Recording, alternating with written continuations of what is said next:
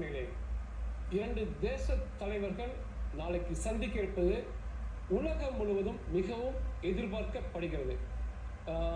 இந்த முக்கால்வாசி உலகம் மிக ஆனந்தமாக மிக சந்தோஷமாக இருக்கிறார்கள். அந்த தலைவர்கள் சந்திப்பதால் உலக மக்களுக்கான முன்னேற்றம் ஏற்படும் என்று ஒரு உலகம், இஸ்லாமிய அரபிய உலகம் மிகுந்த ஆத்திரத்தோட எரிச்சலோட காணப்படுறாங்க. இஸ்ரேல் விழா கோலம் பூண்டுள்ளது. இஸ்ரேல் அவர்களுடைய பாராளுமன்றம் கெனசட் மிகப்பெரிய விழா கோலத்தோடு இருக்கிறது. வேறு ஒன்றுமல்ல, இந்திய பிரதமர் மோடிஜி அவர்கள் நாளை புதன்கிழமை இஸ்ரேலுக்கு சுற்றுப்பயணம் செல்கிறார். நாளை புதன்கிழமை மாலை 4:50 இஸ்ரேல் பாராளுமன்றம் கெனசத்தில் உரையாற்றுகிறார்.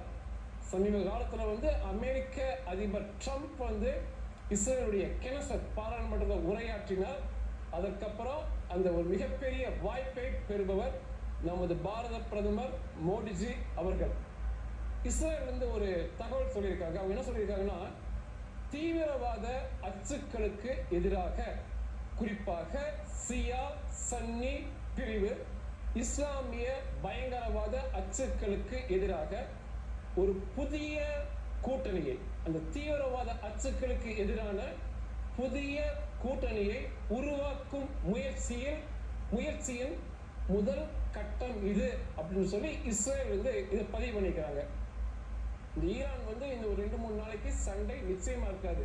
ஈரான் நம்ம பார்க்க வேண்டியதே இருக்காது. ஏன்னா மோடிஜி அவங்க இஸ்ரேல் போயிட்டு அந்த சுற்றுப்பயணம்லாம் முடிச்சு பத்திரமாக இந்தியா திரும்பிய பிறகுதான் இந்த சண்டை தாக்குதல் நடைபெறும். ஏன்னா சண்டை நடக்கும்போது இஸ்ரேலுக்குள்ள ஏவுகணை வருவதை இஸ்ரேல் விரும்பாது. அதனால ஒரு 2-3 நாளைக்கு ஈரான் தப்பித்துக் கொள்ளும்.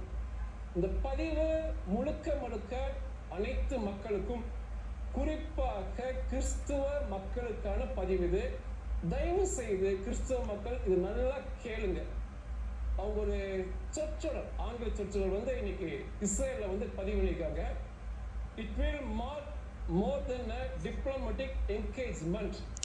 It will be the return of an achi அப்படின்னு பதிவு பண்ணியிருக்காங்க. அதாவது என்ன சொல்றாங்க அப்படின்னா, இஸ்ரேல்ல அதிகாரப்பூர்வமா இது ஒரு சம்பிரதாய அல்லது இரு தேசத்துக்கிடையேயான ஒரு சந்திப்பு அல்ல, இது எங்களின் சகோதரன் திரும்ப வரும் நிகழ்வு இது அப்படின்னு இருக்காங்க. இது இஸ்ரேல் ஹீப்ரு பாஷையில ஆச்சி அப்படிங்கிறது மை பிரதர் குறிப்பிடும். அதாவது சகோதரன், பிரதர் அல்ல, மை பிரதர், என் சகோதரன் திரும்ப என் மண்ணுக்கு வருவதான நிகழ்வு இது. இது ஒரு சம்பிரதாய சந்திப்பு அல்லன்னு பதிவு பண்ணியிருக்காங்க. மோடிஜியை அந்த யூத மக்கள் அவர்களின் சகோதரன், எங்கள் சகோதரன் சொல்லி பெருமை பக்கம் சொல்றாங்க. உண்மையா ட்ரம்புக்கு கூட இந்த ஆட்சி மை பிரதர் என்ற வார்த்தை பிரயோகம் இஸ்ரேல் கிடைக்கல. ஆனா இந்த நட்பு ஒரு சிக்கலான நட்பு. இந்தியாவுக்கு, ஒரு இந்திய தலைவருக்கு ஒரு மிகப்பெரிய சிக்கலான நட்பு. இஸ்லாமிய அரபிய உலகம் என்பது 70 நாடுகளுக்கு மேல பெருசா இருக்காங்க. 200 கோடி மக்களுக்கு மேல அவங்க இருக்காங்க. இந்தியாவில் அவர்களுடைய வாக்கு சதவீதம், இஸ்லாமிய மக்களின் வாக்கு சதவீதம் 15% நிச்சயமா இருக்கும். அதே சமயத்தில் இந்த யூத மக்கள் என்பவர்கள் ஒரு சின்ன நாட்டில் இஸ்ரேலுக்குள்ள மட்டுமே இருக்காங்க.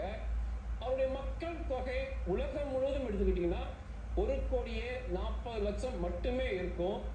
இந்தியாவில் அவர்களின் வாக்கு சதவீதம் 0. இப்போ இஸ்ரேலுக்கு மோடிஜி நட்பா இருக்கனால அவருக்கு கிடைக்க போகும் வாக்கு 0. அதே சமயத்தில் இஸ்லாமிய அரபிய நாடுக்கு நட்பா இருந்திருந்தாருன்னா அவருக்கு கிடைக்கும் வாக்கு 15%. எந்த வித அரசியல் தலைவரும் இப்படிப்பட்ட ஒரு சூழ்நிலையை பார்க்கும்போது நிச்சயமாக இஸ்ரேலை கைவிட்டு இந்த காசாக்கு உறுதுணையாக இருந்திருப்பாங்க.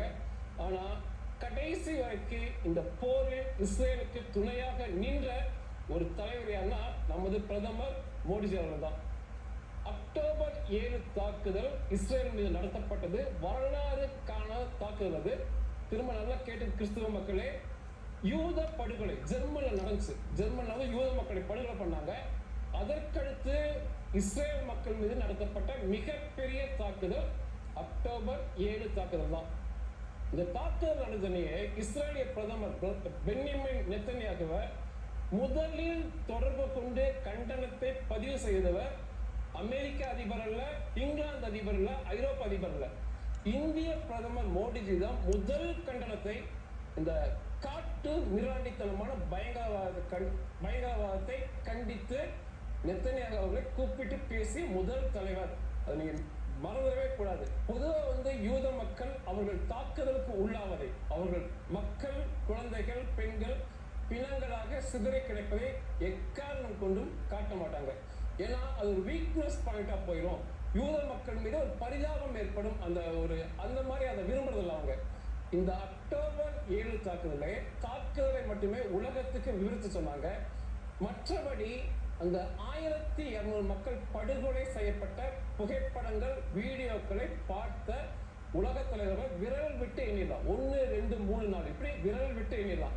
அதுல முதல் தலைவர் பிரதமர் மோடிஜி அவர்கள், 2வது அமெரிக்க அதிபர் காமிச்சாங்க, 3வது ரஷ்ய அதிபர் காமிச்சாங்க, 4வது சீன அதிபருக்கு அந்த புகைப்படங்கள், வீடியோக்களை காமிச்சாங்க. ஷேர் பண்ணல, காமிச்சாங்க. காமிச்சிட்டு மோடிஜிட்ட கேட்டாங்க, இப்படி எங்கள் மக்களை படுகொலை செய்திருக்கிறார்கள். குழந்தைகள், பச்சை குழந்தைகளை கொண்டிருக்காங்க.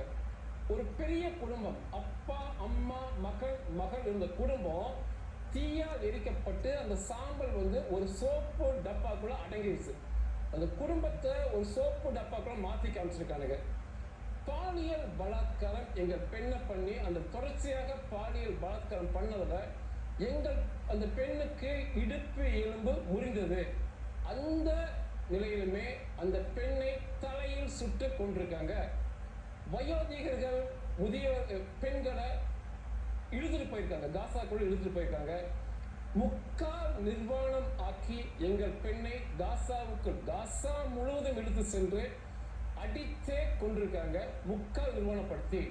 இது எல்லாம் புகைப்படம், வீடியோக்கள் காமிச்சு என்ன பண்றது அப்படின்னு கேட்கப்பட்ட தலைவர்கள பிரதமர் மோடிஜியும் ஒருவர். பதில் எப்படி இருந்ததுன்னா, நமது குடும்பத்தை இப்படி தொட்டிருக்காங்க, அதற்கான விளைவை எப்படி கொடுக்கணுமோ அப்படி கொடுத்து விடுங்கள், கடைசி வரைக்கும் உங்களுக்கு உறுதுணையாக நாங்கள் நிற்கிறோம், நான் நிற்பேன் என்று கூறியவர் பிரதமர் மோடிஜி அவர்கள். இன்னைக்கு எங்கள் சகோதரர் திரும்ப வருகிறார் அப்படின்னு சொல்றாங்க பாத்தீங்களா, அதற்கு காரணம் இதுதான்.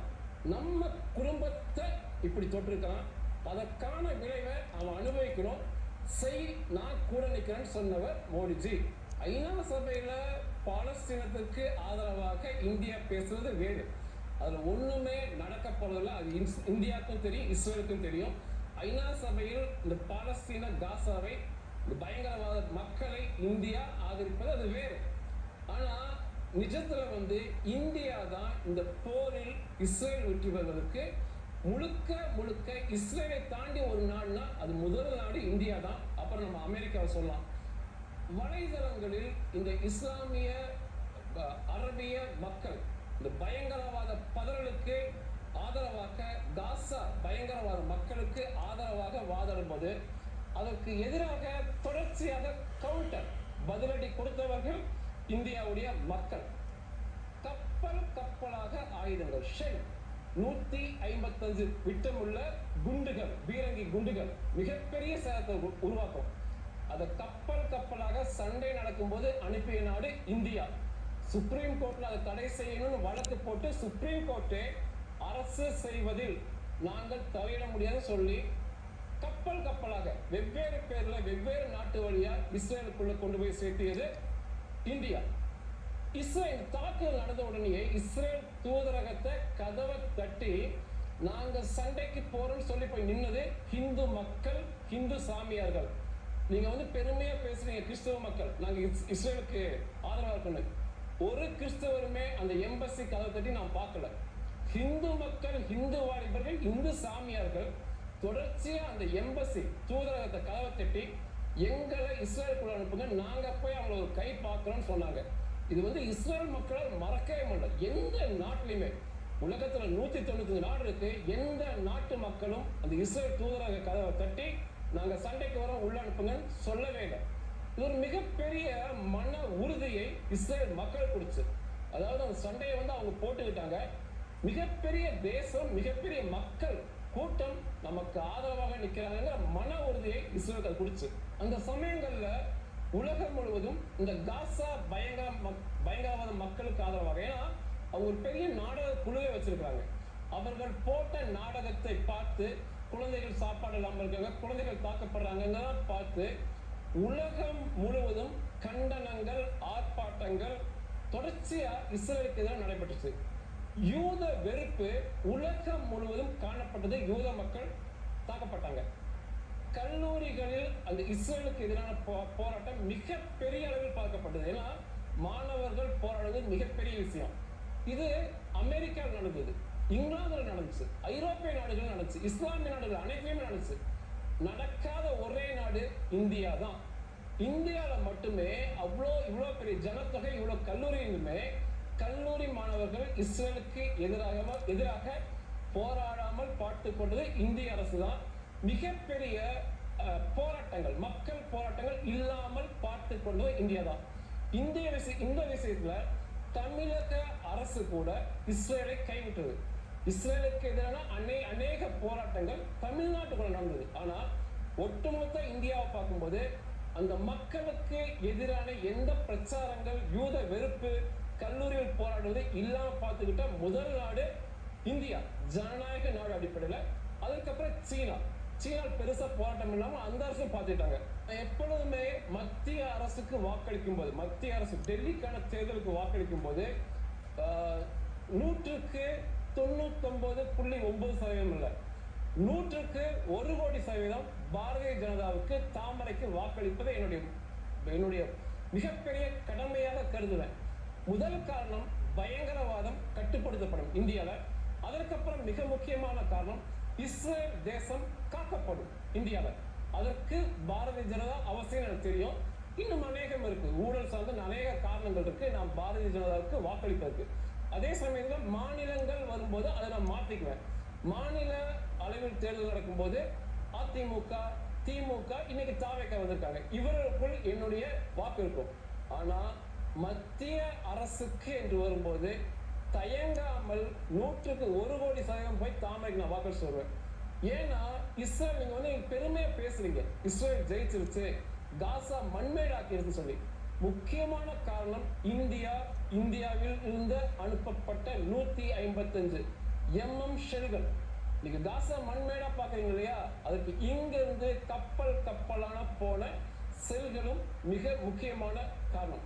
அதே சமயத்துல நீங்க இஸ்ரேலையும் மறக்க கூடாது. நமக்கு போற அந்த சமயத்துல காட்கில் சண்டை வந்துச்சு. அது உயரமான பகுதி. இந்த பன்றி பாகிஸ்தான் பயங்கரவாதிகள், பன்றி பாகிஸ்தான் ராணுவம், அன்னைக்கு எங்க தலைவனாக இருந்த பர்வேஸ் முஷாரப், அந்த பன்றி அவனுடைய ஆலோசனைப்படி உயரமான இடத்தை வந்து பிடிச்சுக்கிட்டாங்க. அது போய் மீட்பது மிகப்பெரிய கஷ்டம். நம்ம இந்திய ராணுவ மாவீரர்கள் உயிர் கொடுத்து மீட்டுட்டு இருந்தாங்க. அப்ப அங்க தாக்குதல் நடத்துவதற்கு ஏதுவான குண்டுகள் நம்ம இல்லை, போரிமானம் இருந்துச்சு. பிரான்ஸோட மிரஜ் போரிமானத்தை எட்டு போய் தாக்குதல் நடத்துவாங்க. போரிமானம் இருந்தது.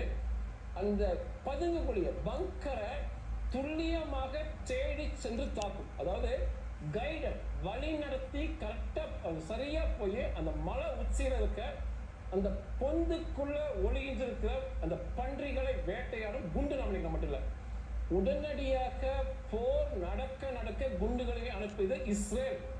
மறக்கவே முடியாது. இதெல்லாம் நடக்குமா, நான் இஸ்ரேல் இருக்கேன். அதை சோதனை பண்ணி பார்க்க நேரம் இல்லை. அந்த குண்டை வந்து வழிநடத்தி செல்லப்படும் குண்டு சோதனை செய்து பார்க்க நேரம் இல்லை. அது சண்டை போயிட்டு இருக்கு. உடனே இஸ்ரேல் தரப்புல இது நாங்க அனுப்பியிருக்க குண்டு, அது எப்படி உபயோகப்பட்டு சில வழிகாட்டுதல் சொல்லி உதவியாக இருந்து அந்த பதுங்குகுழி மேல, மலை உச்சியில் இருக்க பதுங்குகுழி மேல தாக்குதல் நடத்தப்பட்டுச்சு.